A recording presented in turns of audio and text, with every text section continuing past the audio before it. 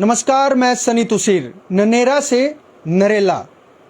शायद ये इतिहास जानने के लिए हर वो आदमी इच्छुक होगा जो नरेला की भूमि से जुड़ा हुआ है या नरेला में पैदा हुआ है या नरेला से बाहर से आकर वो नरेला की भूमि में रह रहा है। हमें महाभारत इतिहास का भी पता है, रामायण इतिहास का भी पता है, लेकिन क्या हमें नरेला के इतिहास का पता है? नहीं। लेकिन हम चाहते जरूर है कि हमें पता चले कि हमारे इस नरेला का इतिहास है क्या और किस तरीके से ये नरेला जो है उसका नाम जो है वो पड़ा। फिलहाल आज हमारे साथ आचार्य हरि भारद्वाज जी हमारे साथ मौजूद है, जिन्होंने इस बुक को जो है वो लिखा है और ये उपलब्धि काफी बड़ी उपलब्धि है और इस उपलब्धि से पूरे नरेला का नाम रोशन होगा और उन नरेला के नवयुवकों को, उन नरेला के लोगों को जिनको अपने इतिहास के बारे में ज्ञान नहीं है, उनको इस इतिहास की जानकारी भी होगी। हमारे साथ मौजूद है आचार्य हरि भारद्वाज जी। आइए इनसे जानते हैं। सर, बड़ा बड़ा स्वागत है आपका हमारे चैनल पर। बहुत बहुत धन्यवाद आपका। कैसे ये आपने बुक लिखी, किस तरीके से आपने ये सोचा कि ये बुक लिखनी चाहिए और लोगों को नरेला के इतिहास के बारे में जानकारी देनी चाहिए? वास्तव में क्योंकि मुझे अपने जन्मभूमि से बहुत ज़्यादा प्रेम है और सभी को होना भी चाहिए, क्योंकि जननी जन्मभूमिश्च स्वर्गादपि गरीयसी। जो अपनी जननी है, जन्मभूमि है, वो स्वर्ग से भी प्यारी है, ऐसा रामायण में लिखा है। बिल्कुल जी। तो मैंने बहुत किताबें लिखी हैं, 35 किताब मैं लिख चुका हूँ। तो बहुत सालों से पहले से एक टीस थी कि मुझे नरेला का इतिहास लिखना चाहिए। वास्तव में हुआ क्या कि मेरी एक पुस्तक थी वेदों की श्रेष्ठ वैदिक कथाएं, और उनका श्रेष्ठ साहित्यिक सम्मान मिला था फिक्की ऑडिटोरियम दिल्ली में। शीला दीक्षित जी मुख्यमंत्री थी देश की, और यहाँ देश के जो बहुत हिंदी के जो सर्वश्रेष्ठ सर्वप्रिय साहित्यकार थे, आदरणीय कमलेश्वर जी थे, राजेंद्र यादव जी थे, दूसरे थे, उन्हीं के हाथों से मुझे पुरस्कार मिला। और प्रधानमंत्री नरेंद्र मोदी के हाथों से भी आपको पुरस्कार मिला? प्रधानमंत्री मोदी से तो अभी कुछ दिन पहले ही मुझे पुरस्कार मिला था। ये देखिए, मैं फोटो दिखाना चाहता हूं फिलहाल कि किस तरीके से माननीय जो हमारे देश के प्रधानमंत्री नरेंद्र मोदी जी हैं, उनको भी जो है आचार्य हरि भारद्वाज को सम्मान दिया गया। उनसे भी इनकी मुलाकात हुई। कैसा लगा जिस तरीके से नरेंद्र मोदी जी आपसे मिले? मुझे साहित्य कला केंद्र है जनपथ पर, वहाँ मुझे बुलाया गया था और कुछ साहित्यकारों को बुलाया गया था सम्मान करने के लिए उस संस्था के द्वारा, और उनमें से मेरा भी चयन पता नहीं कैसे हो गया। मैं इतना बड़ा साहित्यकार तो नहीं हूँ, लेकिन मैं भी उनमें से एक था। साहित्यकार तो काफी बड़े हो। जब आपने पूरे नरेला का इतिहास एक छोटी सी बुक में आपने लिख दिया है, तो साहित्यकार की तो बात क्या करें हम? नहीं, तो वहाँ मुझे बुला लिया गया और ये नहीं बताया गया कि आदरणीय मोदी जी वहाँ पर आ रहे हैं। वो चाहे वो सिक्योरिटी की दृष्टि से हो या किसी प्रकार से भी हो। और जो ही मैं वहाँ पहुँचा, दूसरे साहित्यकार भी थे, वहाँ मेरा सम्मान किया गया, औरों का भी किया गया। उसके बाद मोदी जी एकदम अचानक वहाँ पर आए। मेरे साथ कोई भी नहीं था, घर वाला या कोई मित्र, मैं अकेला था। और आकर के उन्होंने सबको नमस्कार किया। हम थोड़ी सी ऊपर से एक मेज सी पर हम खड़े हुए थे और वो बिल्कुल नीचे से हमारे सामने से घूम गए। मेरे हाथ में एक पुस्तक थी, धर्म दर्शन, जो मेरी लिखी हुई थी। उन्होंने कहा, ये क्या है भारद्वाज जी आपके हाथ में? कहा, मेरी लिखी हुई पुस्तक है धर्म दर्शन, जिसमें दुनिया के सभी धर्मों के बारे में लिखा है। उन्होंने कहा, मैं ले सकता हूँ? मेरा तो सौभाग्य है अगर आप इसको ले लोगे तो वो पुस्तक उनको देते हुए ये एक फोटो जो है उन्होंने खींच लिया था। फोटो भी वहीं के फोटोग्राफर थे, मैं लेकर नहीं गया था। उन्होंने जो यहाँ भेज दिया वो आपके सामने है, जैसा भी है। चलिए अभी शुरू करते हैं हम ननेरा से नरेला की इस बुक के बारे में।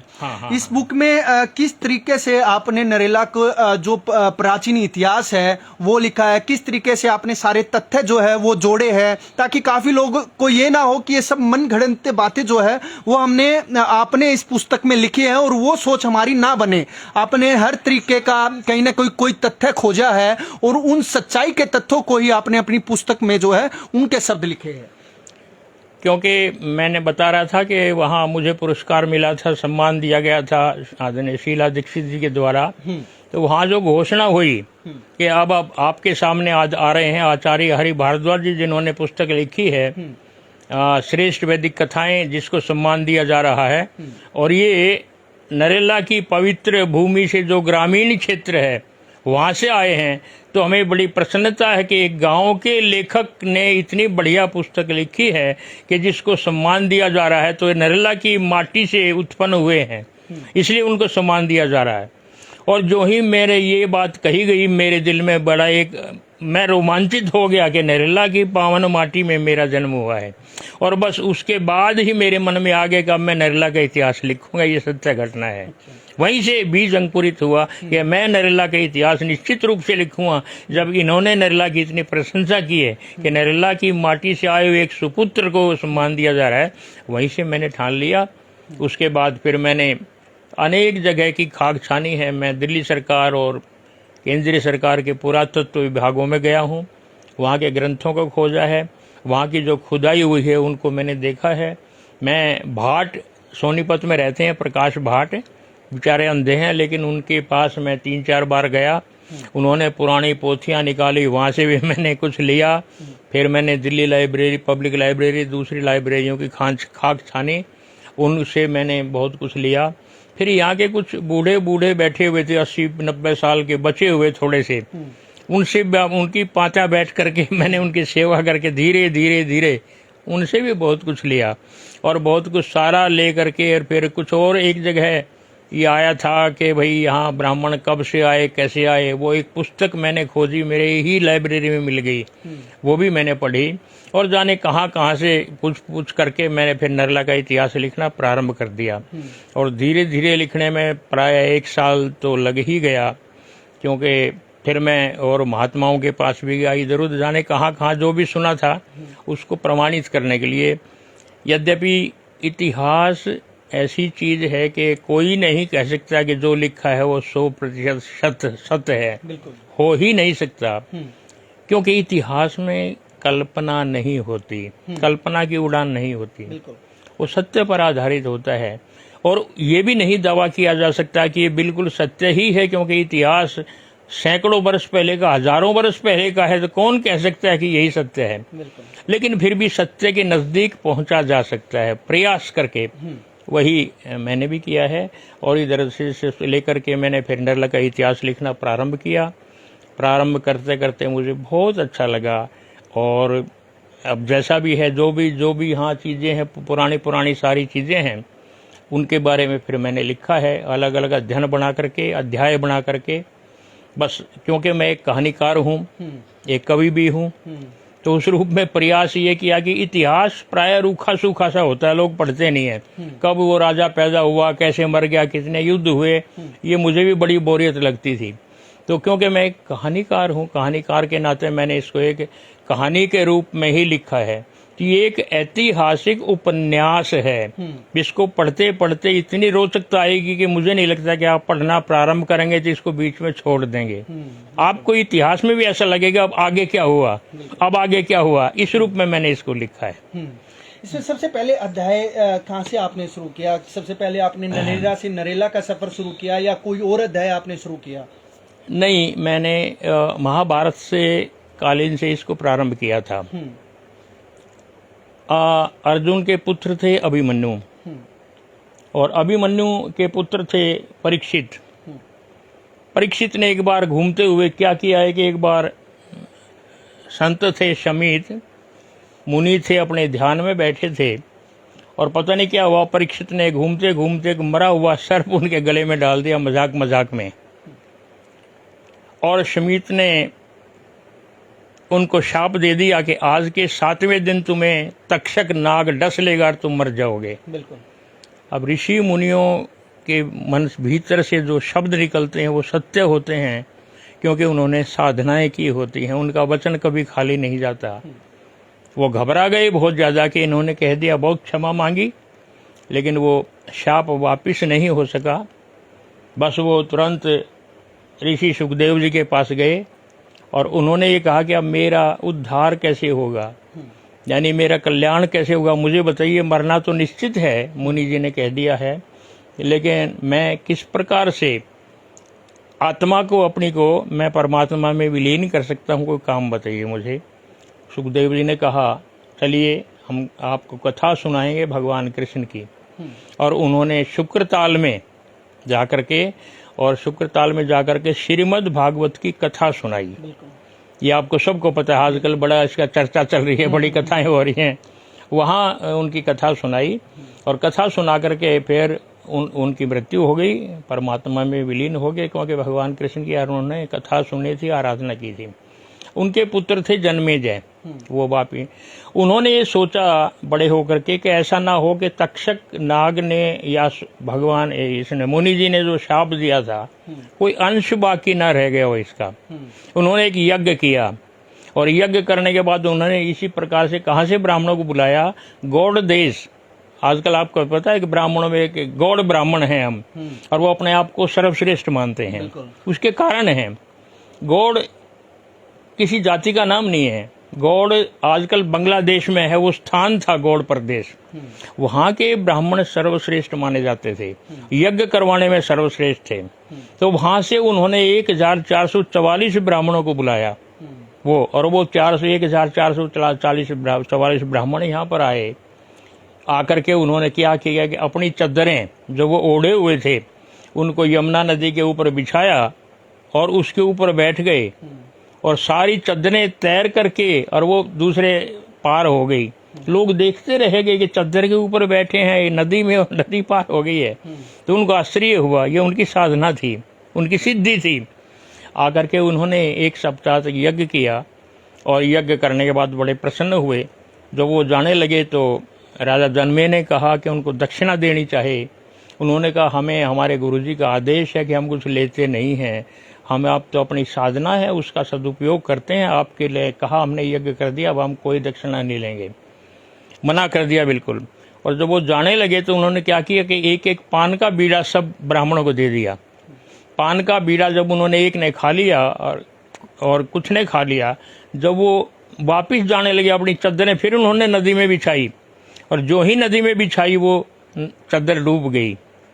अब उनको आश्चर्य हुआ, आते हुए तैर करके आए थे, अब हमसे कौन सा अपराध हो गया कि चद्दरें डूब गई हैं, कुछ ना कुछ हुआ है।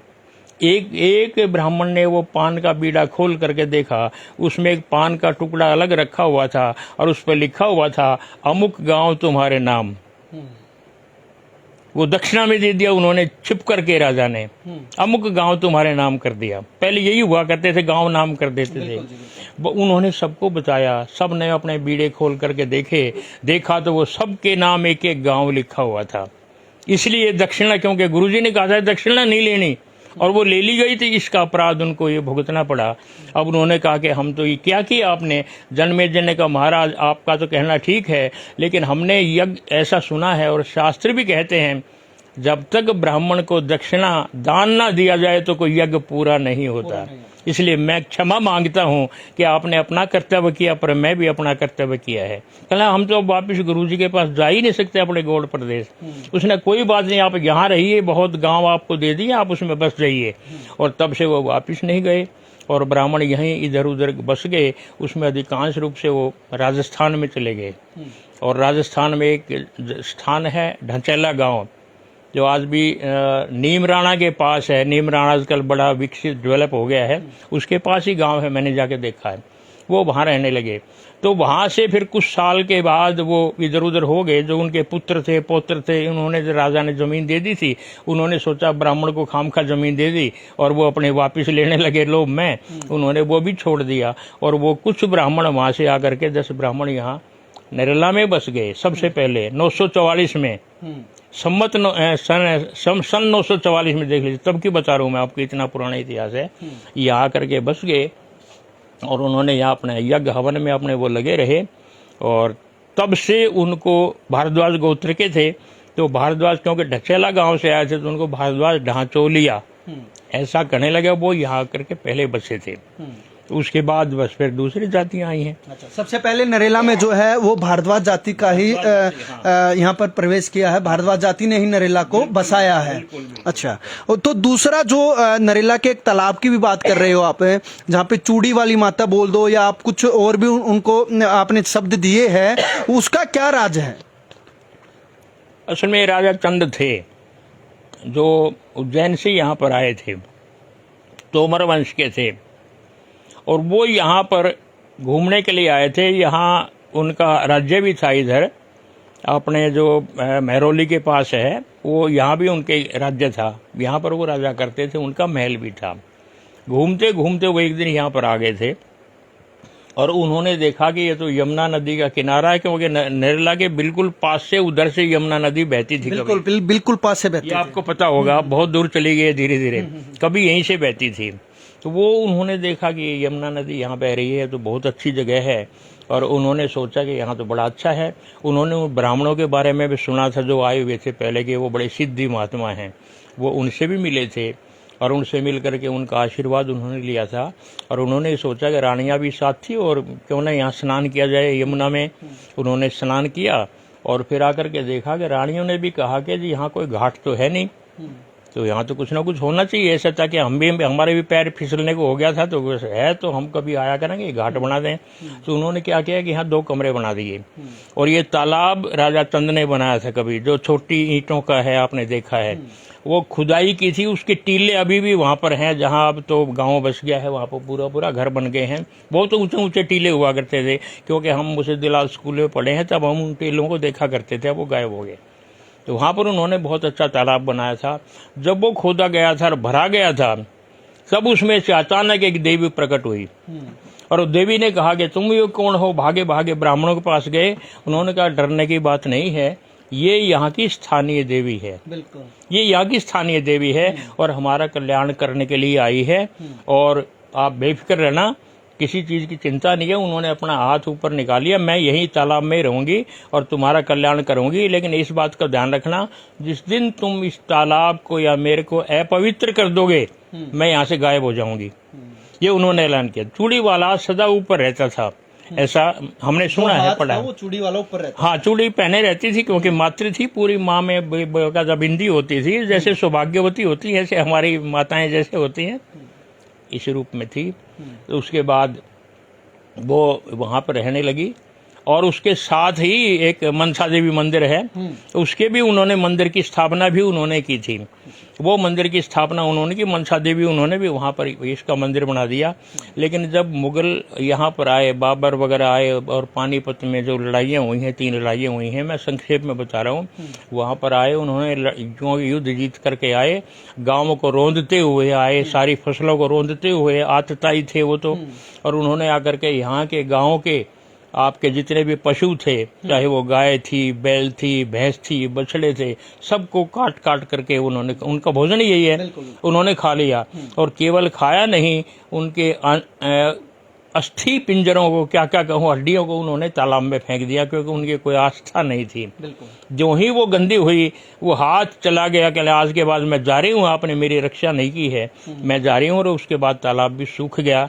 ऐसा ये तालाब के बारे में है, और उसके बाद तो वो धीरे धीरे बिल्कुल ही सूख गया है।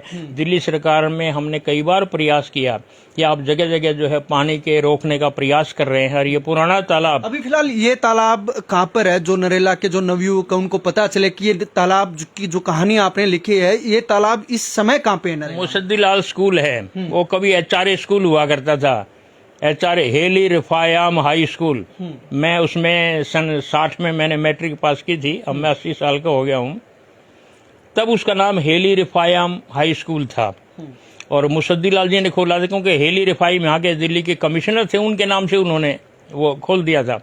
अब वो फिर मुसद्दीलाल जी को मैंने दर्शन किए थे, जब हम वहीं थे, वो उस कमरे में रह करते थे, जो कभी राजा चंद ने 2 कमरे बनाए थे, तब उनका रेजिडेंस था वहाँ पर। तो हमने उनके दर्शन किए थे, वो थे हमारे सामने, उनकी मृत्यु हुई थी। तो ये उस जो मुसद्दीलाल स्कूल है, बिल्कुल उसकी दीवार उससे लगती हुई है, और वो बहुत आज भी आप जाके देख सकते हैं, बहुत छोटी पैड़ियों का बना हुआ है। उसमें 24 जो है वो घाट बने हुए हैं बहुत अच्छे अच्छे, और 84 भी गेम है वो। लेकिन धीरे धीरे वो डीडीए ने ले लिया, किसी के कब्जे हो गए हैं, आज उनका मुआवजा भी लोगों ने उठा लिया है। और नव युवकों को पता ही नहीं है कि यहाँ कोई इतना सुंदर तालाब था, ना ही दिल्ली ने प्रयास किया। उसके बाद कई बार यहाँ पर खुदाई की है दिल्ली सरकार ने, पुराने सिक्के निकले हैं उनमें से। आप दिल्ली सरकार के पास हैं, आज भी बड़ा चर्चा हुई थी कि सिक्के निकले, कुछ और भी चीजें निकली थी। लेकिन मैं सरकार को क्या कहूँ, प्रयास तो करना चाहिए था कि इसी को तालाब बना देते और फिर दोबारा भर देते। यमुना कितनी दूर चली गई, अब तो ट्यूबवेलों से भरा जा रहा है। ब्रह्म सरोवर कुरुक्षेत्र में है, कोई नदी का पानी थोड़ा आता है, ट्यूबवेलों से सारा पानी भरा जाता है। यहाँ भी किया जा सकता था, लेकिन मैं स्पष्ट कहूँ यहाँ के नेतृत्व के कारण, नेतृत्व बहुत ढीला रहा, राजनीतिक नेतृत्व, इसलिए वहाँ कुछ हो नहीं पाया। तालाब आज भी सूखा पड़ा है, गंदगी से भरा हुआ है। बल्कि देखिए, आचार्य जी ने बड़े ही संक्षिप्त में आप लोगों को समझाने की कोशिश करी है। ज्यादा और हम समझा नहीं सकते, क्योंकि उसके लिए आपको ये बुक आपको जो है वो पढ़नी चाहिए, ताकि आपको नरेला का इतिहास बड़े ही सुंदर तरीके से, सुंदर शब्दों में जो आचार्य जी ने लिखा है वो आप पढ़ सको और नरेला के इतिहास के बारे में जान सको। काफी ऐसे अध्याय हैं जो सुनकर आपको रोचक लगेंगे, पढ़ने में आपका इंटरेस्ट बढ़ेगा, आप खुद चाहोगे कि हम ये किताब पढ़े। और मेरी भी ये अपील रहेगी जितने भी दर्शकों से, नरेला वासियों से, और जो नरेला के आसपास के गांव है उन सभी से, कि आप ये किताब एक बार पढ़िए। ये किताब कोई बेचने के लिए बात नहीं है कि ये बेचनी है किताब और इस बुक को बहुत बड़ा मुनाफा इस किताब से कमाना, ऐसा कुछ नहीं है। इस किताब की जो मूल्य की बात करें, कुछ भी बात करें, तो इसका मूल्य सिर्फ उतना ही रखा जाएगा जितने इस किताब को बनाने में कॉस्ट लगती है। लेकिन आपको यह किताब पढ़ने में बड़ा ही रोचक तथ्य आपको देखने को मिलेंगे, नरेला के इतिहास के बारे में आपको देखने को मिलेगा। इसमें कौन कौन से अध्याय है, ये आचार्य जी से हम एक बार आखिरी में जरूर पूछेंगे कि इसमें ये अध्याय जो है वो अध्याय कितने हैं और किस प्रकार से आप इन अध्यायों को पढ़ सकते हो। हालांकि खुलकर हम नहीं बताएंगे, क्योंकि उसके लिए आप खुद स्वयं नरेला से नरेला इस किताब को पढ़िए। आचार्य जी, कितने अध्याय हैं इस बुक में? किताब में 35 अध्याय हैं कुल, और सबके नाम अलग अलग दिए गए हैं। जैसे यहाँ पर अगर यदि स्कूल खुला है तो उसका नाम नींव रखी गई है, जैसे बच्चों की नींव होती है शिक्षा पहली क्लास से। ML स्कूल का इतिहास लिखा तो नींव हो गई है। बिल्कुल। यदि गुरुकुल का या आर्य समाज का इतिहास लिखा है तो उसको हमने आहुति नाम दिया है, क्योंकि आहुति यज्ञ ही हुआ करते हैं वहाँ पर।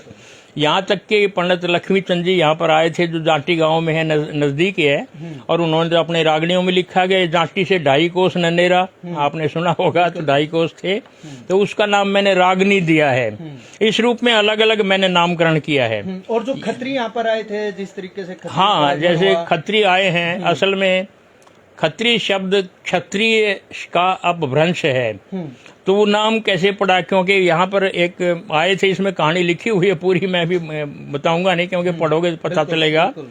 तो यहाँ पर आए थे, वो लाहौर से एक राजकुमार आए थे। राजकुमार आकर के यहाँ की लड़की से प्रेम हो गया था, और यहाँ पर एक रजापुर जो गांव है, जो अब नहीं है, थोड़ा सा बांकंदे से आगे जाकर के, यहाँ से प्रारंभ हुआ था ये वास्तव में। तो वहाँ से प्रारंभ हुआ था और वहाँ पर इनका विवाह हो गया था। तो उन्होंने निश्चित रूप से, उसने वापस नहीं गए, यहीं डिसाइड कर लिया कि हम यहीं पर हम रहेंगे, आपके उसमें कोई नहीं। और उसने फिर ये कहा कि कोई बात नहीं, हम जो है आपस में हम क्षत्रिय हैं। क्षत्रिय की बजाय नानू थे एक, जिनका नाम था प्रधान थे, उन्होंने कहा हम क्षत्रिय हैं तो क्षत्रिय रहेंगे। तो उसने, राजकुमार ने फिर ये कहा, ये तो बहुत अच्छा शब्द मिल गया है, आज से हम सभी खत्री हैं, मतलब क्षत्रिय के बजाय वो खत्री कहने लगे। तब से वो आए हैं लगभग 1000 वर्ष बाद, और तब से वो सारे जितने भी यहाँ के आपके जाट समुदाय के हैं वो सभी खत्री कहलाते हैं, बड़े प्रसिद्ध हैं। पंजाब में भी हैं, यूपी में भी हैं, हरियाणा में भी हैं।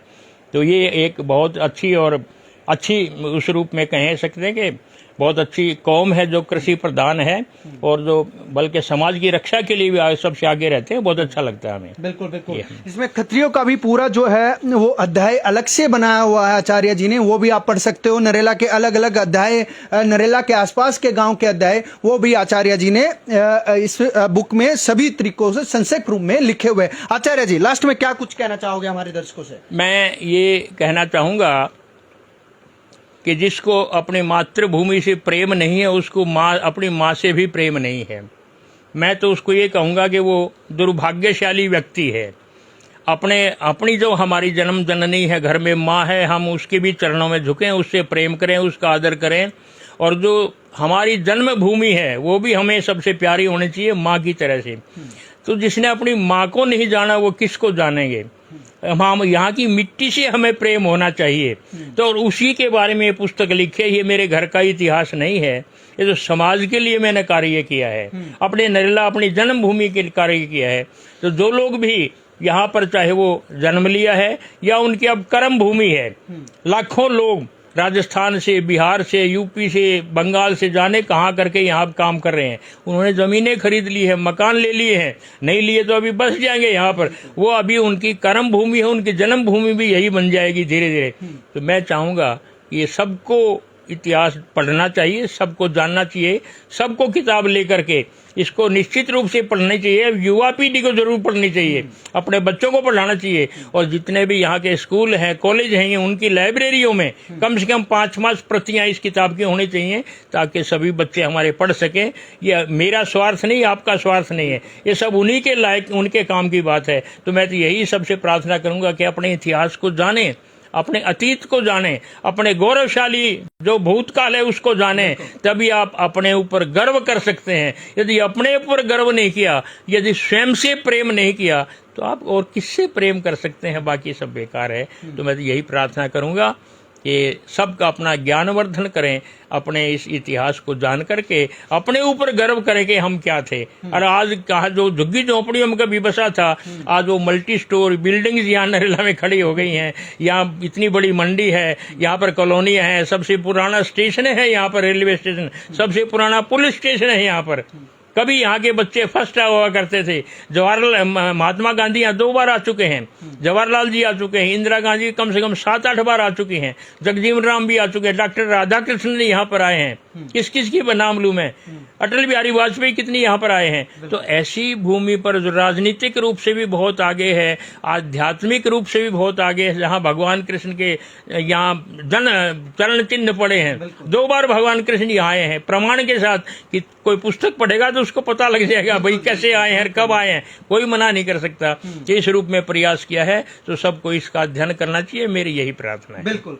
आचार्य जी की पूरी 1 साल की मेहनत रही है और 1 साल में ये जाके बुक तैयार हुई है।